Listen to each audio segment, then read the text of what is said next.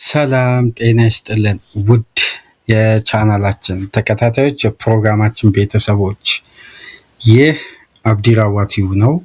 ፕሮግራማችንን ላይክ በማድረግ እንዲጀምሩ ላይክ ስታደርጉ የዚህም ፕሮግራም ተደራሽነት ተደማጭነት ከፍ ስለሚያደርግ ላይካችሁ ይጠቅመናል። ላይክ እያደረጋችሁ እንድታደምጡን አዲስ የሆናችሁ ቻናላችንን ዛሬ ለተቀላቀላችሁ ዛሬ ለከፈታችሁ ሰብስክራይብ የምትለዋን በመጫን የደወል ምልክቷን ተጭናችሁ ቤተሰብ እንድትሆኑ በአክብሮት እየጋበዝን ይህንን ፕሮግራም ከሀገር ውጭ የምታደምጡ በባህር ማዶ የምትገኙ የቻናላችን ተከታታዮች በሱፐር ስቲከር ሱፐር ቻት ሱፐር ታንክስ ድጋፍ እንድታደርጉ በአክብሮት እየገለጽን በትናንትናው ዕለት ጥሪያችንን አክብረው ጥበቡ በተከታታይ ለተከታታይ ጊዜ ለቻናላችን ድጋፍ በማድረግ አሁንም ከጎናችን እንደሆነ በትናንትናው ዕለት ጥሪያችንን አክብረው እንግዲህ የሱፐር ታንክስ ድጋፍ ያደረገልን ውድ አድማጫችን ነው። ጥበቡን እያመሰገንን በተጨማሪም ሽኩር ሙዘይል በትናንትናው ዕለት ያደረክልን የሱፐር ታንክስ ድጋፍ ከልብ ልባዊ ምስጋናችንን እያቀረብን ሌሎቻችሁም ድጋፋችሁ እንዲቀጥል የአክብሮት ግብዣችን እንዲሆን ከወዲሁ ለእናንተ በመግለጽ እንግዲህ የሶስተኛ ክፍል ፕሮግራማችን ትኩረት የሚያደርገው ዛቪ አሎንሶ ላለፉት 5-6 ወራት ማለት እንችላለን ከፈረንጆች ኖቬምበር ወር አንስቶ በስፋት ስሙ ሲያያዝ ስሙ ሲጠቀስ ስሙ ሲነሳ የነበረው በአንፊልድ ዙሪያ በመርሲሳይድ ዙሪያ ስሙ በስፋት ሲነሳ ቆይቶ በስተመጨረሻም እንግዲህ የሊቨርፑል ኃላፊዎች በውስጥ አዋቂዎች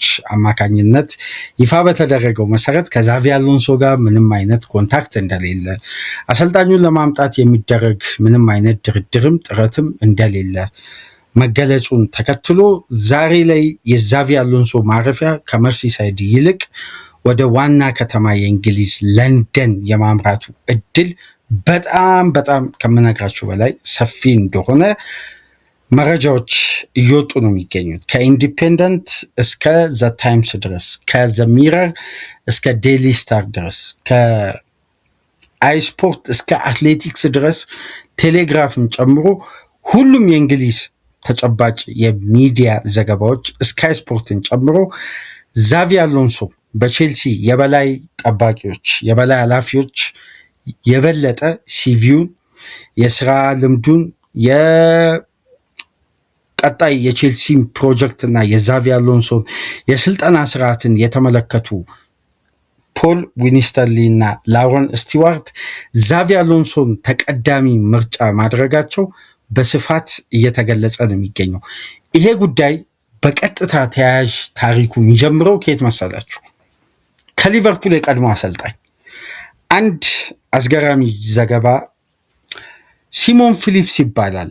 የታወቀ ሪፖርተር ነው። በለንደን ዙሪያ የሚታተሙ ጋዜጦች መካከል አንዱ የሆነበት ዘ ታይምስ ላይ የሚዘግብ የታመነ ዘጋቢ ነው። የዚህን ዘጋቢ አንድ ዘገባ በትናንትናው ዕለት ይህን መረጃ ለማጠናከር የተለያዩ ሶርሶችን ስጠቀም ያገኙት ጋዜጣ አለ። ያንንም ጋዜጣ በስክሪናችን ላይ የማጋራችሁ ይሆናል። ሲሞን ፊሊፕስ እንደሚለው ከሆነ ሲሞን ጆንስ የአትሌቲክሱ ዘጋቢ ነው። ሲሞን ፊሊፕስ እንደሚለው ከሆነ ዛቪ አሎንሶ እና ቼልሲ መካከል የተደረገው የመጀመሪያ ኢኒሻል ኮንታክት በጣም የላቀ ፖዚቲቭ ግንኙነት እንደሆነ በዚህም ግንኙነት የበለጠ ከዛቪ አሎንሶ በበለጠ የቼልሲ ኃላፊዎች በአሰልጣኙ ቀጣይ እቅድ ፕሮጀክት አንዳንድ ሂደቶች በጣም በመገረም ከዚህ አሰልጣኝ ጋር ዘለግ ላለ ጊዜ መቆየት ቀጣይ የክለቡን እቅድ በዛቪ አሎንሶ ዙሪያ ለመገንባት ይሄ የቼልሲ ስብስብ ወጣት አሰልጣኝ ወጣት ፍላጎት አዲስ ኢነርጂ ወጣት የበለጠ በሙያው ላይ በትላልቅ ክለቦች ኤክስፒሪየንስ እንዳለው በመግለጽ እንግዲህ ፖል ዊኒስተርሊ እና ላውረን ስቲዋርት በጣም በአሎንሶ ኢንስፓየርድ መሆናቸውን ሲሞን ፊሊፕስ ይገልጻል። ጉዳዩን ወደኋላ እንመልሰውና ከዴቪድ ኦርኒስተን የኔ ነው ባለው ኤክስክሉሲቭ ኒውስ ትናንትና አመሻሽ ይፋ ባደረገው መረጃ መሰረት ቼልሲ በዛቪ አሎንሶ አፖይንትመንት ዙሪያ ያለውን ጉዳይ ያለፉትን ሰዓታት የበለጠ የክለቡ ሄድኮች አድርጎ ለመሾም ጉዳዮችን ኤክስፕሎር እያደረገ ነው፣ የበለጠ እያጠና ነው።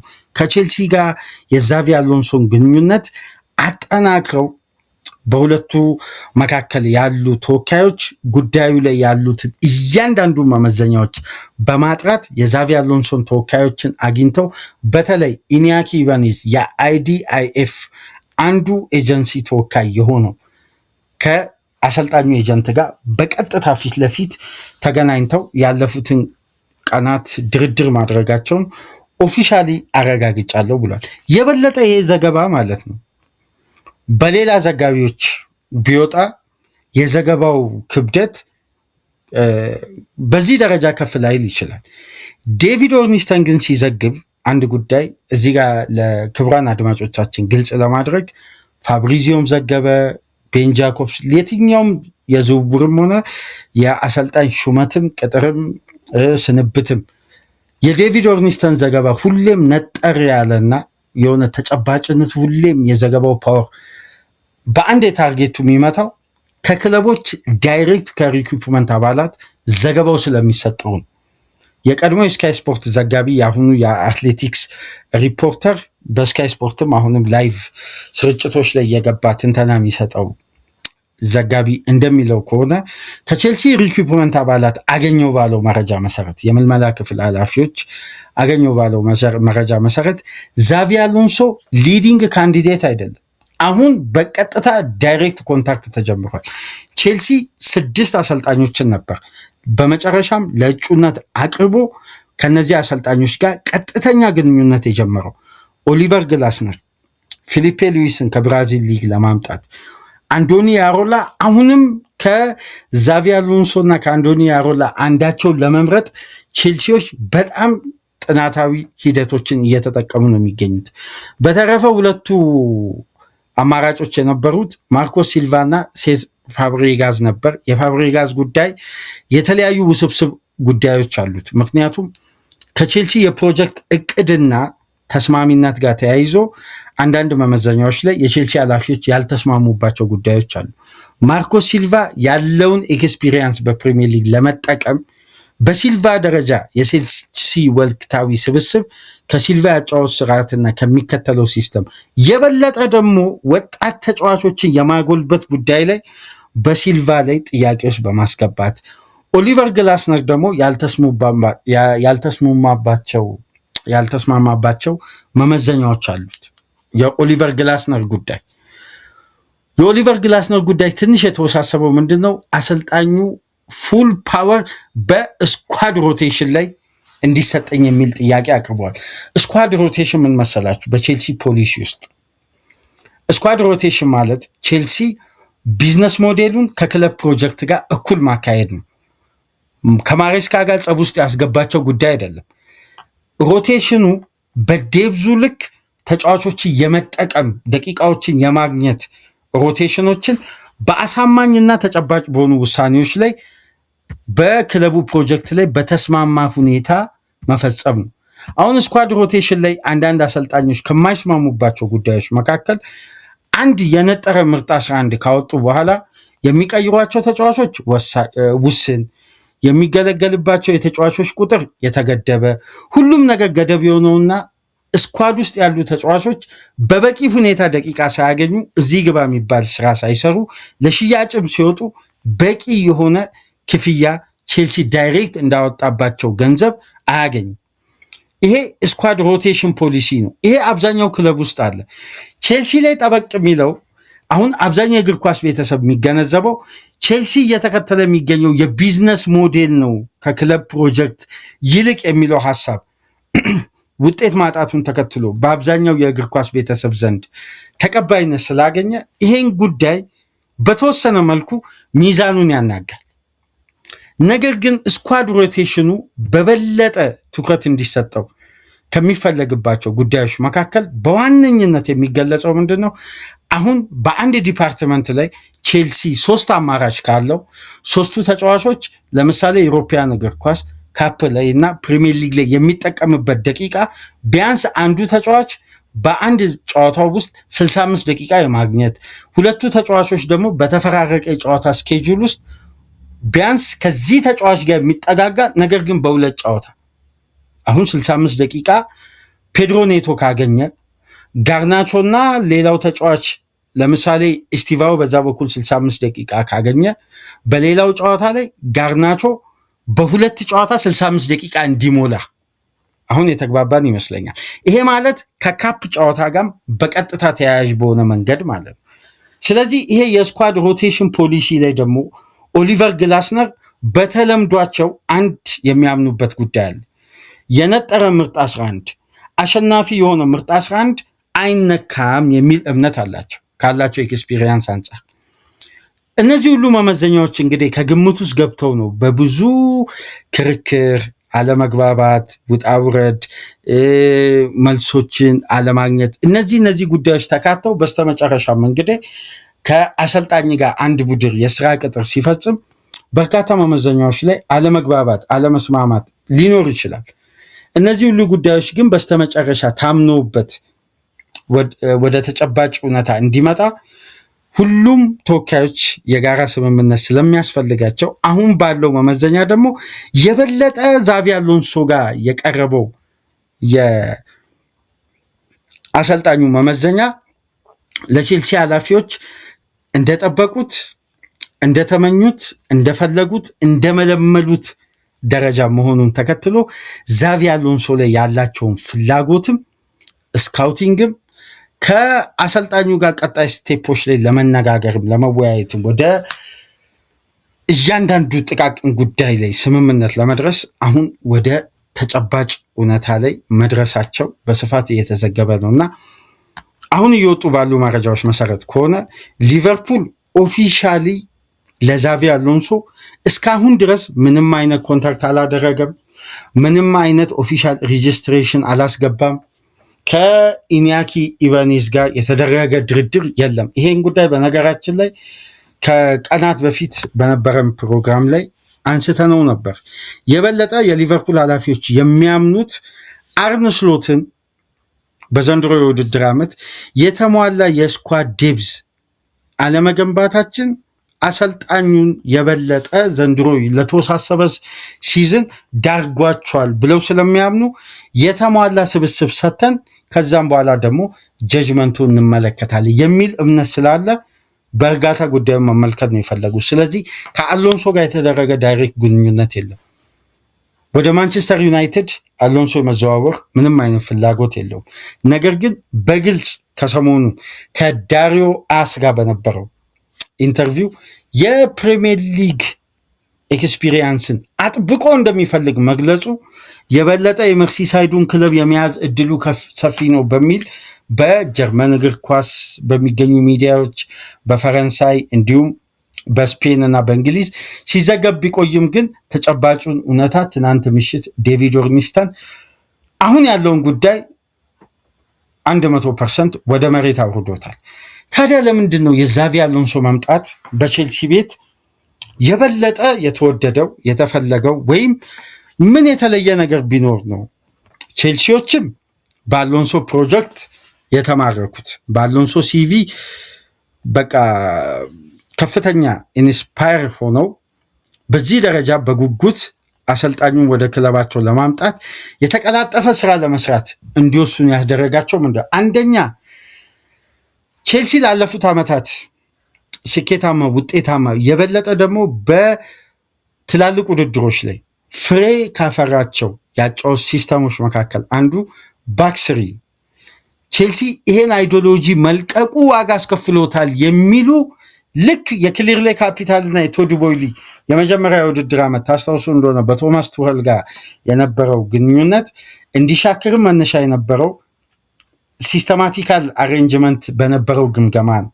እነዛ ግምገማዎች ሁሉ ከቱኸል አስተሳሰብና ያው እንደምታውቁት ቱኸል በቼልሲ ደጋፊዎች የበለጠ ቢወደዱም ግን ትንሽ በሙያቸው በኩል ላይ የሚያነሱት ቅሬታ በፍጥነት ወደ ሚዲያ ግሎና ስሜታዊ ሆኖ ሁኔታዎችን የማውጣት አይነት ሂደቶችን ሲጠቀሙ እናስተውሳለን እና ለቱዌል ስንብት አንዱ ምክንያት የሆነውን ታስተውሳላችሁ። የቼልሲ ደጋፊዎች አንድ አይነት ስብስብ አንድ አይነት ፊት በየአመቱ ስላለን ራሳችንን አጎልብተና አደራጅተን ለመምጣት ቱሎቹ አልታደሱም። ስለዚህ በአንድ አይነት ሲስተም ብንመጣ ክለቦች በተመሳሳይ ኮንሰፕት ተደራጅተው እኛን ይጠብቃሉ። ያኔ ደግሞ እኛ እንደ ቡድን ተገማሽ ስለምንሆን በቀላሉ ተጋጣሚ እኛ ላይ የበለጠ ስትራክቸራል ሆኖ መጥቶ ውጤቶችን ያሳካል። ይሄ ነው የሆነው።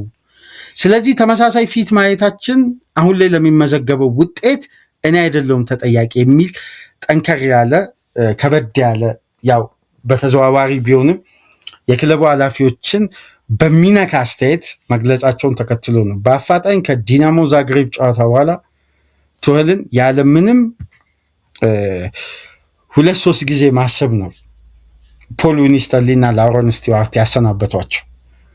አሁን እንግዲህ ጉዳዮች መስመር ይዘው ምናልባት ለቼልሲ ለቀጣይ ፕሮጀክት አሁን ላይ ሁነኛ ሰው ተደርገው የተወሰዱት ዛቪ አሎንሶ ነው። የ44 ዓመቱ ስፔናዊ ወጣት በአዲስ አእምሮ፣ በአዲስ ፍላጎት፣ በአዲስ አስተሳሰብ ዘመናዊ እግር ኳስ የሚፈልገውን አይዲዮሎጂ የያዘ በማድሪድ የሚያክል መልበሻ ቤት ተፈትኖ ያለፈ በሌቨርኩዘን የመጀመሪያ ዓመት የአሰልጣኝነት ኤክስፒሪየንሱ የበለጠ ክለቡን አሳድጎ በቀጣይ ዓመታት ወደ ሻምፒዮንስ ሊግ እግር ኳስ መልሶ በሶስተኛው ዓመት ቡድኑን ለቡንደስሊጋ ዋንጫ በታሪኩ ሳይሸነፍ ሄዶ እንዲያሳካ ያደረገ በአስተሳሰቡ በአጫወት ሲስተሙ በተለይ ደግሞ ወጣት ስብስብና ወጣት ስኳድ ላይ ያለው ሜንታሊቲ ግንባታና የተጫዋቾችን አቅም የማሳደግ ፖቴንሻሉ በሌቨርኩዘን ማሳየቱን ተከትሎ የማድሪድ መልበሻ ቤትን እንግዲህ ለጊዜውነቱ እዛ ቤት ስላለው ጉዳይ አሎንሶ ተጠያቂ እንደማይሆን አሁን ላይ ላለው ምስቅልቅል ምን እንደሆነ መነሻው አብዛኛው የእግር ኳስ ቤተሰብ የሚያውቀው የአደባባይ ሚስጥር ስለሆነ ነው። ስለዚህ ጉዳዮች ሁሉ ከዛቪ አሎንሶ ካሁኑ ኤክስፒሪየንስ እና ቪዥን ለረጅም ዓመት ገና የሚብላላ የበለጠ ለቻሌንጆች አሁን ጥሩ ስቴጅ ላይ የሚገኝ አሰልጣኝ ነው። በነገራችን ላይ ቼልሲ በዳበረ ኤክስፒሪየንስ ባለው አሰልጣኝ አሁን ላይ መሰልጠን ሂደቱ ግንባታውን ስናይ የለበትም ብለን ነው የምናስበው። ምክንያቱም ቼልሲ የበለጠ የጎለበተ አሰልጣኝ ቢፈልግ ይህን ቡድን አፍርሶ የመገንባትም ስራ ሊጠበቅበት ይችላል። እንዳሁኑ በወጣት ለወደፊት ብዙ ተስፋ ባለው ቀጣይነት ባለው የቡድን ግንባታ ውስጥ ላይቆይም ላይሸጋገርም ይችላል። ምክንያቱም የበለጠ የጎለበቱ አሰልጣኞች በዛው ሌቭል ክላስ በሆኑ ተጫዋቾች ደረጃ ቡድንን መገንባት ይፈልጋል። ቼልሲ አንዴ ሀዲድ ውስጥ ገብቷል። እንደገና ኮንስትራክት ይህን ቡድን የማድረግና እንደገና አፍርሶ የመገንባት እቅድ የላቸውም። ባይሆን እዚህ ስብስብ ውስጥ የሚጎለውን ኤክስፒሪየንስ እና የሚያስፈልገውን ቱል ለሚመጣው አሰልጣኝ ማሳደግ የክለቡ ተቀዳሚ ፕላን ነው በቀጣይ የዝውውር መስኮት። ስለዚህ ለቼልሲ ለዚህ ወጣት ስብስብ አስፈላጊውን አቅምና ፖቴንሻል አለው ብሎ ያመኑት ዛቪ አሎንሶ ነው።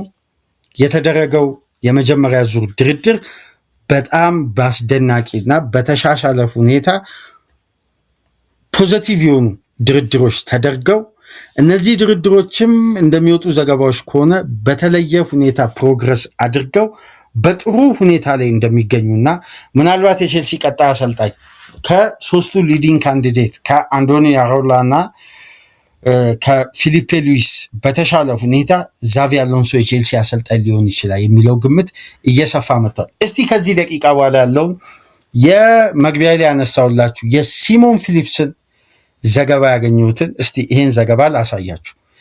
የመጀመሪያው ጉዳይ የቼልሲ ደጋፊዎች በዚህ ሚዲያ ረጅም ጊዜ ከኛ ጋር የቆያችሁ በመረጃ በኩል ስናካፍላችሁ ከምንነግራችሁ ወይም በየጊዜው ይህን ጉዳይ ስደጋግም በአንድ ወቅት አንድ የቼልሲ ደጋፊ ቅሬታ ሳይሆን በቃ ትክክለኛ የተሰማውን አስተያየት አጋርቶ ነበር። በቀጥታ ከዴቪድ ፋሎስ ሹመት ጋር በተያያዘ ደጋግሜ የዚህን ስራ አስኪያጅ ስም ማንሳቴ ምናልባት ይሄ ስራ አስኪያጅ በተለየ ሁኔታ ምን አይነት ፖቴንሻል ቢኖረው ነው ሁሌም ስለዚህ ስራ አስኪያጅ ወይም አዲስ ስፖርቲንግ ዳይሬክተር ዲፓርትመንት በቼልሲ አጋዥ አዲስ መካተቱን ተከትሎ አብዛኛው ጊዜ የዚህን ባለሙያ ስም ማንሳቴ ምንድን የተለየ ነገር ብለውን ጥያቄ አቅርበውልን ነበር የቼልሲ ደጋፊዎች። እና ዴቪድ ፋሎ ማለት በሊቨርፑል ቤት ከ10 ዓመት በላይ በኤርገን ክሎፕ የአስደናቂ ግንባታ ውስጥ የኤድዋርድ ምክትል በመሆን የስካውት ዲፓርትመንቱ ዋና ኃላፊ ነበር። ዛሬ ላይ የሊቨርፑሉ ባሪ ሃተን የሚመራው ስካውቲንግ ዲፓርትመንት ኃላፊ ነበር። በተጨማሪም የሊቨርፑል ይሄ ጥናት ሪሰርች ዲፓርትመንቱን ምክትል ኃላፊ በመሆን ከኢያን ግራም ጋር አብሮ በጋራ ሰርቷል። የምልመላ ፓወሩ በጣም አስደናቂ የሆነ ባለሙያ ነው። የበለጠ ደግሞ ምልመላውን ፖቴንሻሉን ካጎለበተባቸው መስኮች መካከል በዋነኝነት የሚጠቀሰው የአሰልጣኝ የምልመላ ብቃቱ። አሁን የተጫዋቾች የምልመላ ብቃት እስካሁን ድረስ የዚህ ባለሙያ የመጣው ጃንዋሪ ላይ ነው። እስካሁን ድረስ እንግዲህ ቼልሲ ተጨማሪ ተጫዋች አላስፈረመም። ያኔ በወቅቱ ምናነሳ ይሆናል። የሊቨርፑል ኃላፊዎች አርነ ስሎትን ከመገምገማቸው በፊት ወይም ለኤርገን ክሎፕ ተተኪነት አርነ ስሎትን ከመምረጣቸው በፊት መጀመሪያ የመለመሉት ዛቪ አሎንሶን ነበር። ኮንታክቶችንም የጀመሩት ያኔ በሊቨርፑል ቤት የነበረውን ፕሮሰስ በደንብ ያውቀዋል። ስለዚህ አሁን ላይ ቼልሲ ቤት ወደዚህ ሙያ ከተቀጠረ በኋላ የቼልሲ ስፖርቲንግ ዳይሬክተሮችን በተጨማሪ በማገዝና የሪሰርች ክፍሉን በመምራት ሙያ ነበር የተቀጠረው።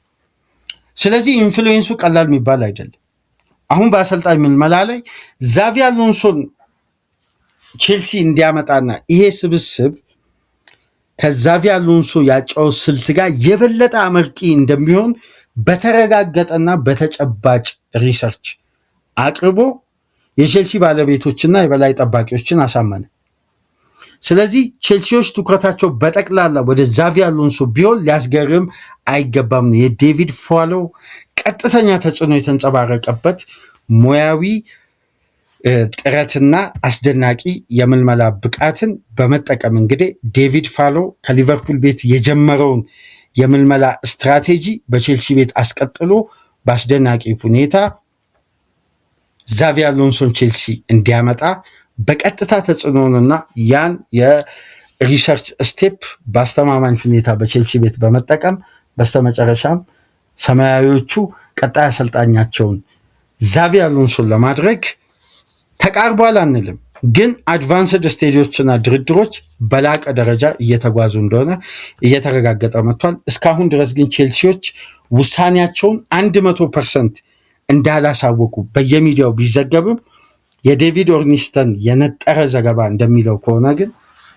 ዛቪ አሎንሶ የመሆን እድሉ በጣም ሰፊ ነው። በተጨማሪም እንግዲህ አንዶኒ ያሮላ ግን በቼልሲ ኃላፊዎች ዘንድ የበለጠ ለረጅም ጊዜያት ሲመለመል ሲቃኝ ሁኔታዎችን ሲከታተሉ እንደቆዩና ከራዮላ ጋር የተደረገ ቀጥተኛ ድርድር እንዳለ እዛ ጋር ተያይዞ ተዘግቧል። እስቲ የቼልሲ ደጋፊዎች በኮሜንት መስጫ ላይ የትኛው አሰልጣኝ በቀጣይ ሰማያዊዎችን ቢያሰለጥን ወይም ክለባችሁን ቢያሰለጥን ትመርጣላችሁ? አሁን ከጠቀስኩላችሁ 6 አሰልጣኞች ውስጥ ፕሮጀክታቸው፣ አጨዋወታቸው ወጣቶችን የማጎልበት የማብቃት፣ የቡድን ትራንዚሽኑን የመጠበቅ የበለጠ ደግሞ ባላንስ የሆነ ስብስብና አስደናቂ እግር ኳስ ቼልሲ ቤት ለመመልከት የትኛው አሰልጣኝ ነው ለእናንተ ቡድኑን ከግብ ያደርሳል ብላችሁ የምታስቡት? እናንተ በኮሜንት መስጫ እያስቀመጣችሁ ከዚህ ፕሮግራም ቀደም ብሎ አርሴናል ዋንጫውን በራደር ውስጥ ማስገባቱን፣ ብራድሊ ባርኮላ ወደ ሊቨርፑል የመዘዋወር እድሉ እየሰፋ መምጣቱን ከእናንተ ጋር ቆይታ አደረግን።